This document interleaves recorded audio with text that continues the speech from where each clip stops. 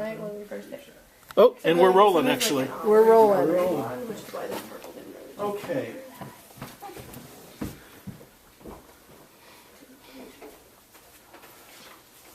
All right, so I've got a handout for you guys today. If you wouldn't mind taking one, passing them around.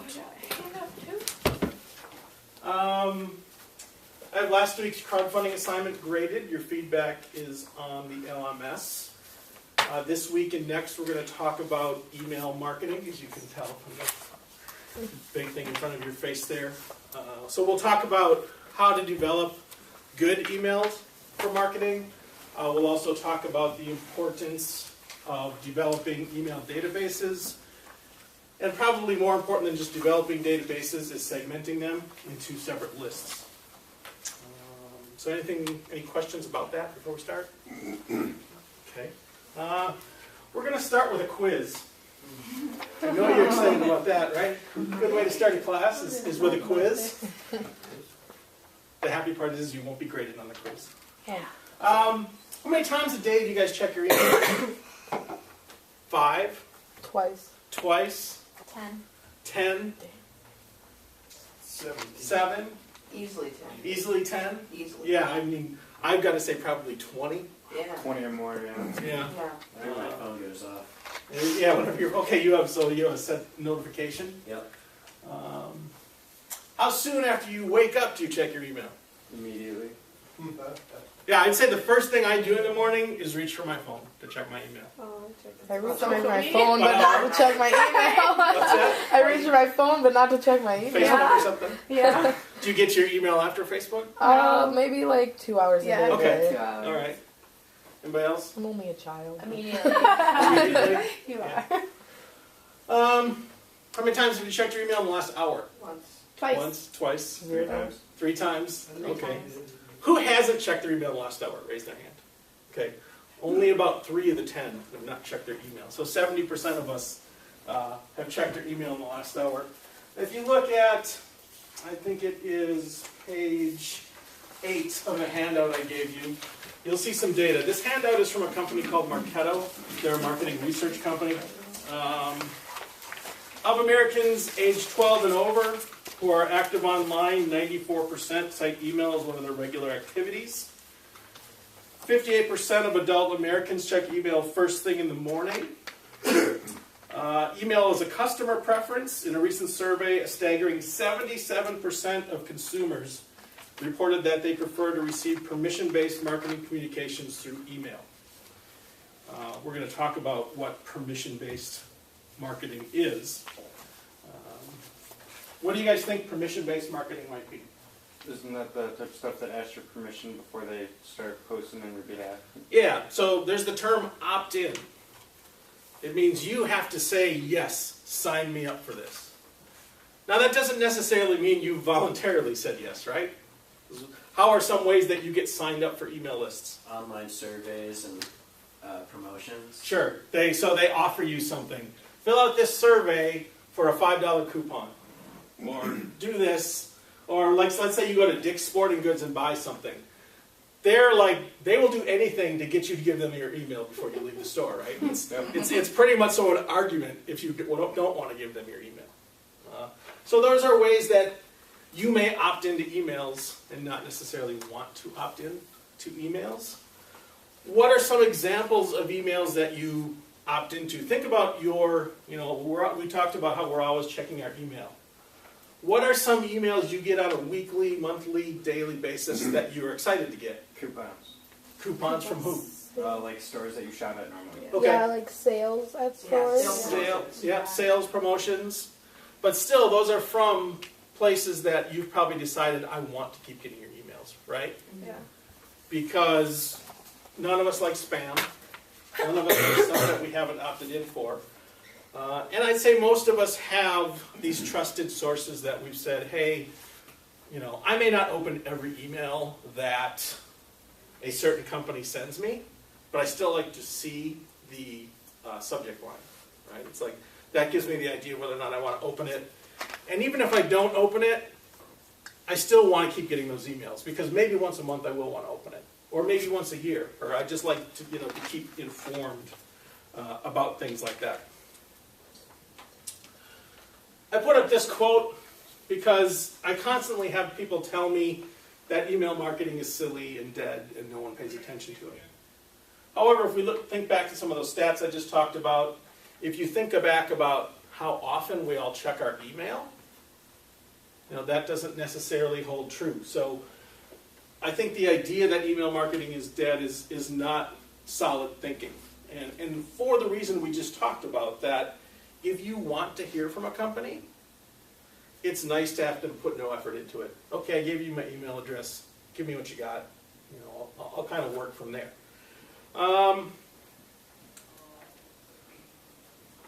So as digital consumers, what traits do we possess? And if you look at your handout, you'll get some help on that. If you look at pages 5 and 6. What does it mean to say that buyers are more empowered? We have more options. Yeah. We don't have to buy from one website. We have other websites. Correct. Compare that. We're also more educated for that reason, right? It's not like in the 80s or 70s or 90s when you wanted to buy something, you had to put a lot of effort into educating yourself because you actually had to go to a store and do research compared to going online. I mean, if you had to buy a new television now, how many of you would do that without doing any online research? Nobody, right? Nobody's raising their hand on that. No. We all have the ability to do a bunch of research. We all are smart enough to know that there's more than just Best Buy, right? We're going to go look at a bunch of different places. For that reason, we have higher expectations. And if you are going to do email marketing for your company or for another company or for your product or whatever it is, you really have to take that into consideration. You have to think about the fact that, what am I saying in my email message? What am I saying in my email subject line? We're all getting many, many emails per day. What can I say in that subject line that actually makes you open the email? So that's a good start when you start talking about opening up an email. What about opting out? We talked about opting in. You want to stop people from opting out of receiving your emails, right? So maybe we go into Dick's Sporting Goods, as I said earlier, and I buy a new basketball, and they ask me for my email address. I'm like, okay, here's my email address. And now I get a weekly email from Dick's Sporting Goods. If, after 2 or 3 months, I don't ever want to open that email and all I do is delete it, or I don't say anything in the subject line that means anything to me, I'm probably going to opt out, right? It's one less email I'm going to start getting. Could you also set it to where that email that you get always goes to spam? Yeah, you could just make that part of your spam filter, right? Nancy? But here's an option. I just did this with one I'm getting. I ordered something from a particular company, and then they were sending me daily emails. So then I went in and it gave me the option of doing it like twice a week. Now I've gone to once a week, but I haven't completely opted out yet. Okay, you're working your way there. There might be something special that I want. Yeah. Okay, so I think that's a good point. Is frequency of emails. Every day seems like a lot, doesn't it? Mm-hmm. There are probably very few companies or brands we all want to hear from every day. Once a week, maybe. I get a lot of weekly emails that I'm happy to read or ignore, but I'm happy I get them, so I keep them going. And once a month becomes more the newsletter format, right? So I think that's very digestible. And like you said, you don't want to not get it, because you might miss out on something. You're interested enough that you might get something out of it. There might be a special. Yeah, might be a sale, might be something. I might need a second basketball, who knows? Could companies do sort of like a personalization of those said promotional emails, such as asking you, what are you interested, or what do you mostly buy from our store? Sure, do some kind of survey. And then you'd be filtered in, and then once your criteria is met, then they'll send you that email saying, hey, special promotion from that stuff that you like. Yes, exactly. And we're going to talk about that a little bit, and that gets into the benefits of having email databases. So what we're talking about with this opting in, Great segue. it was a perfect segue. What we're talking about with these companies is them building email databases, right? If you want to communicate with a bunch of people for free, just collect their email. That's the great thing about email, is it costs you nothing to send out an email. But you also have to put value on that. So I'm going to use an example. Maybe we'll do a case study of the Pabst Theater in Milwaukee. So the Pabst Theater in Milwaukee is a set of music venues, 3 music venues. And they run the Pabst Theater, the Riverside Theater, and Turner Hall. Now, I happen to know, just from talking to them recently, they have a subscriber list of about 150,000 people. Pretty amazing. And how did they build up that database? They must have had talents that people liked, and they wanted to hear when they were coming back. Yeah, they are providing something that people are interested in. Online ticket sales. Online ticket sales, big one. So if you buy tickets, what's required always to buy tickets online? Like, Email address. I You just, gotta confirm I like the order. early bird. I was just Early there, bird. like, for Nick Offerman and Megan Mullally, and when I bought those tickets, like, I was put on an email list. Yep.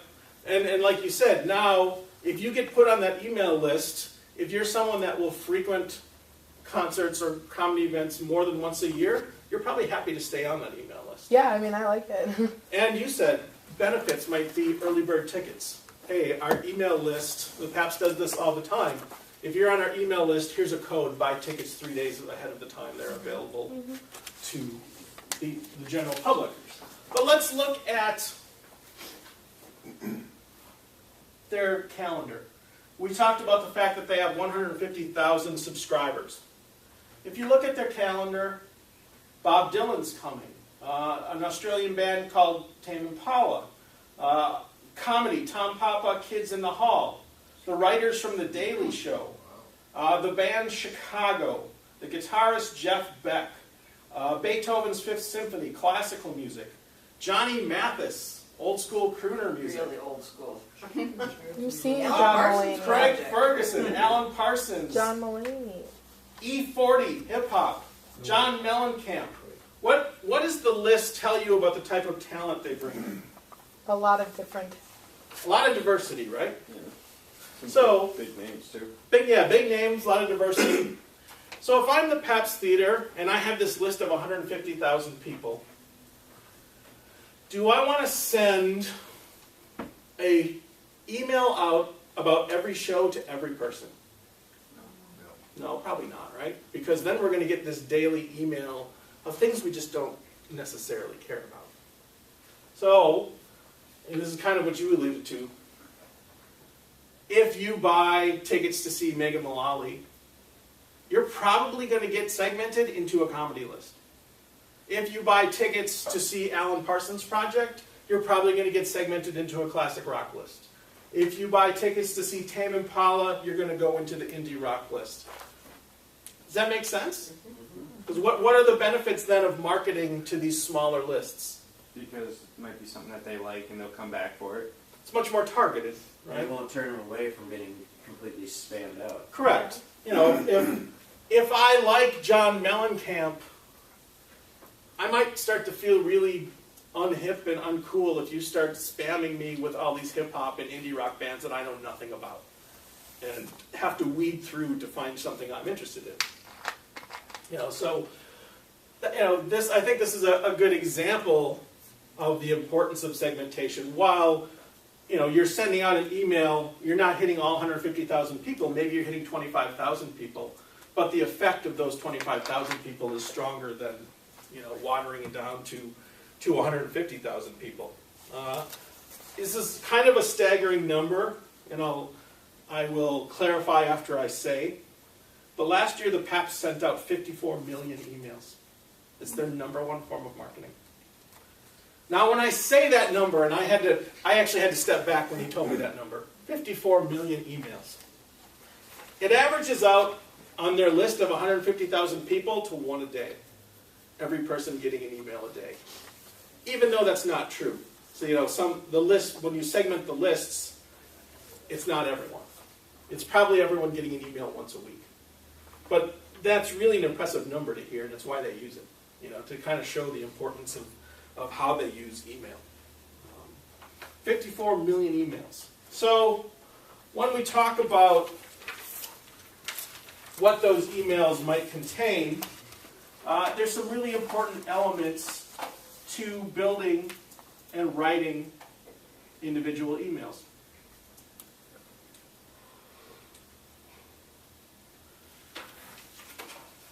So these 5 elements I want to talk about for creating engaging emails.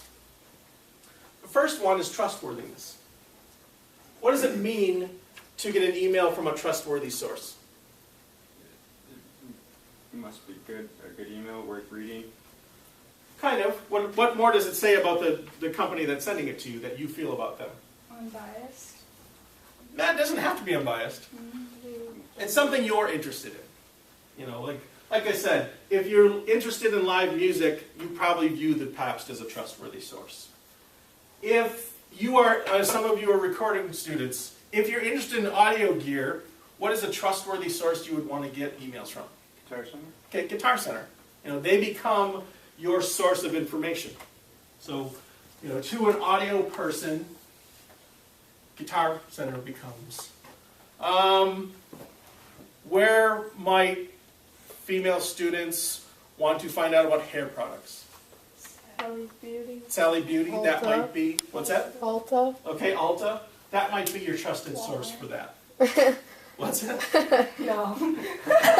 Tennis shoes. No. Who might be a trusted source for tennis shoes? Nike. Adidas. Nike, Adidas, something like that. So, that basic thing is, if you are a company and you choose to market via email, you have to find a way to become a trusted source for someone. That can't just be done through email, obviously. That means more about your company. But you want to become that expert. And delivering quality content helps you in the direction of becoming that expert. Kind of brings us to number 2, content that's always relevant. So, how does that relate to the segmentation we were talking about with the Pabst? They announce new shows. Sure, every week, the Pabst does a weekly new shows email. Again, they aren't going to send that one email to everybody, are they? Probably not.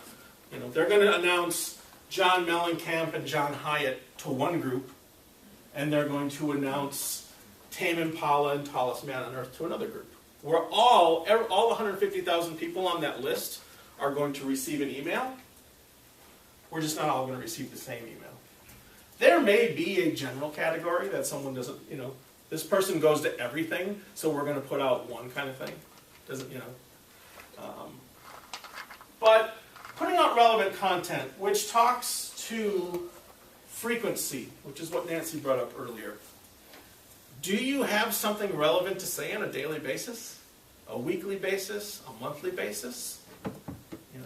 If it's a monthly basis, that's fine. I probably wouldn't push it to weekly because you're going to start putting out a bunch of content that's not relevant, right? Not important to people, and they're going to start tuning out. So I think having less frequency, if that ups your relevancy, becomes pretty important. Third one is try to make emails conversational, and by that we just mean don't have them be just marketing speak. Try to inform people. Again, if being familiar with the Pabst theater stuff, they announce shows, but they'll put videos in there. They'll put links to content. It'll be, hey, John Mellencamp's playing the Pabst on August 3rd. Check out his recent appearance on Letterman, and here's an article from Rolling Stone about his new album that's coming. It's a little nicer way of just saying, hey, buy these tickets now. Here they're coming. They do a really good job, as do many other companies, of making emails conversational. That also helps them be trustworthy because they're kind of bringing in content for you. Maybe you kind of know this artist that they're announcing. It fits into the style of music you're listening to, but you've never heard them. Well, cool. Here's a video for you to watch right here if you want, and here's some information about them. Nancy. Nature Made vitamins, if you've seen them with the yellow label at the grocery store, Yep. and I get their newsletter, and Okay. it's once a month. And so they talk about health changes and new information people have just discovered.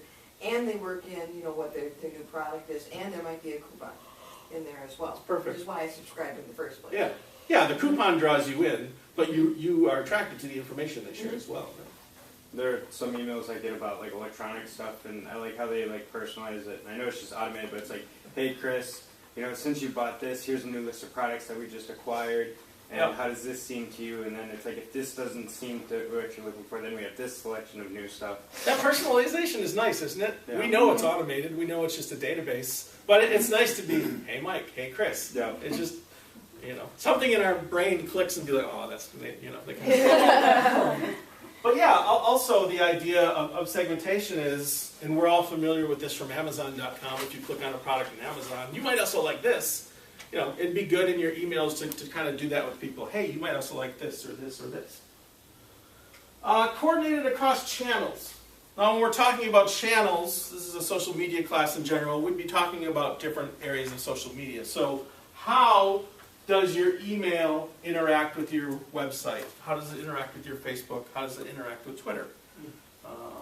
Definitely including buttons to all of those, so people are one click away from any of those things. Sharing content, you know, one time consuming element of creating email is creating content for emails. You know, if we say the PAP sent out 54 million emails, someone had to create those emails, right? Which is time consuming.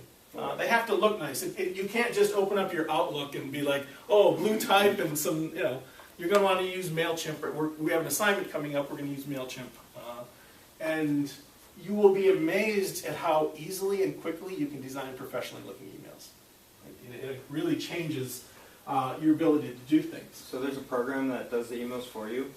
There's a program. We're going to use MailChimp, which is probably the most popular program. That will maintain your databases, allow you to segment your databases, and also give you different templates to design. So photo, text, buttons, and it's all drop and drag. That would have been so convenient to the last website. Yeah, it's really great. Within the last year, they've implemented a free version as well. It's a pay service. You pay based on the number of subscribers you have. I think it's up to 5,000 though is free. You're limited to number of emails per month and all that, but it's a great way for a small business to get started using MailChimp. And then once you grow beyond that, you're happy to pay for it because it's a great service and you're used to using it now and it's where all your databases are. It also has all the back-end services that provide all the analytics. So it's really fantastic for using that. And it allows you, like I said, you just drag in your buttons for Facebook and that kind of stuff. The drop and drag is really nice. Just open. Last thing is strategic. What do I mean about making an email strategic? Yeah. Like planning out when you're going to send them to let people Yeah. know. Don't just randomly send information that has no timeliness, right? Again, if we go back to Pabst Theater, hey, we're announcing this show next week. Okay, that's strategic, that's timing. We're 2 months away from New Year's Eve. Here's our New Year's Eve show. Halloween's coming up. Here's our Halloween content. Summer's coming. Here's our summer content. You know, have reasons. Maybe there's a huge sale coming up. You know, maybe there's like double coupons for vitamins coming up. You know, have a reason. I mean, it goes back to relevant, trustworthy content. That involves being strategic, like I said, which is mainly having something to say that your customer is going to care about, so they're not going to opt out of your emails. Does it matter what time of the day you send those out? Definitely. I think it depends on what your business is, what your customer is. But I would say when we go back to the quiz at the beginning of class, and I think 70% of us said we check email within the first hour of waking up. I think having an email ready in people's inbox about 7 a.m. is probably a really good time to send out an email. With MailChimp, can you set a clock? You can. in addition to all the other stuff you can do, you can, strategically plan what time those emails will go out. You can set a date, you can set a time. So, that also takes it out of your hands that someone has to be there. Okay, 6:59, I'm going to hit send. You could have planned this email a month ago. You could have written the email a month ago and all the content. Once you have it designed, it simply becomes a setting the clock as to when you're going to put stuff in. Any questions so far? Comments? Okay. I want to review by talking about what your assignment is going to be, because you're going to implement much of this stuff we're talking about. And you're going to do that in MailChimp. So the assignment is fully outlined on the LMS. I just want to give you some details about it. Again, you will sign up for a free MailChimp account, and that will allow you to do this assignment. I actually want you to send the emails to me. So you're going to design 3 emails for a business. You can choose the business or company or product, whatever it is. I'm not so concerned about what that is. The 3 emails must target 3 different demographics. And when you create those emails, as I said, how you will submit them is actually emailing them to me. So that's how the assignment will work. In an additional Word document, I would like you to tell me and define what is different about each target audience and how you differentiated each message. We talked about that. If we're going to segment email addresses, why do I have 4 different lists? What's different about those lists? How am I going to differentiate the content that goes to them? I want you to develop what you think is engaging email content. And when you're thinking about what is engaging, go back to our list. Trustworthy, relevant, conversational, coordinated across channels, and strategic. That's what you'll be graded on as far as this developing engaging email content. And this is also going to be an opportunity for you to think about how you would write for an email. Because writing an email is different than writing a letter or something like that, especially when you talk about writing marketing copy. It's not something we've talked about yet this semester. This will kind of be your first foray into that. I won't grade you heavily on that. However, we will have a conversation after. And this will lead to next week, which we're going to have an in-class project more based around email. Yeah. I won't be here next week. Can I get an extension? I'll think about it. Nancy. Would you recommend that we get some help in the LRC? You can get help in the LRC, especially on the writing portion of it. That's what I was thinking. So, for those of you who have been using the LRC in another class to write your papers, when we talk about this, develop effective written communication skills, I don't think a trip to the LRC would be a bad idea. I'd also, on that front, recommend to you that you go through your own emails and look at who you get emails from on a weekly or monthly basis that are your trusted sources, and look at the copy that they send out. Consider what is engaging to you, because that's most likely going to be engaging to others. And I can tell you, one thing to keep in mind is that the less text you use, the better, right? We're not going to read this thing. If we have to scroll through an email just to read the basics, we're probably not going to do that. All right, any other questions, comments? No? Cool. Thank you very much, everyone. See you next week. Can you hit the big red button? You bet I can. Yeah.